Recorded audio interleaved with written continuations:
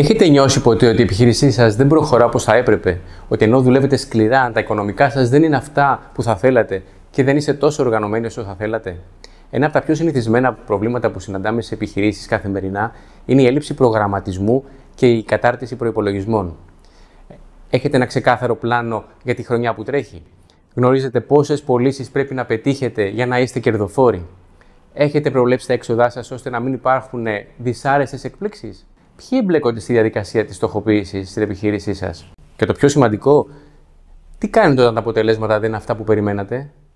Αν δεν έχετε ασχοληθεί ακόμα σοβαρά με τις στοχοποίησεις και προπολογισμούς, ή αν διαπιστώνετε ότι χρειάζεστε κάποια βοήθεια, τώρα είναι κατάλληλη στιγμή για να πάρετε τον έλεγχο στα χέρια σας. Σας προσφέρουμε μια δωρεάν συμβουλευτική συνεδρία, όπου θα σας δείξουμε πώς να καταρτήσετε ένα πλάνο προϋπολογισμού για να αναπτύξετε σωστά την επιχείρησή σας.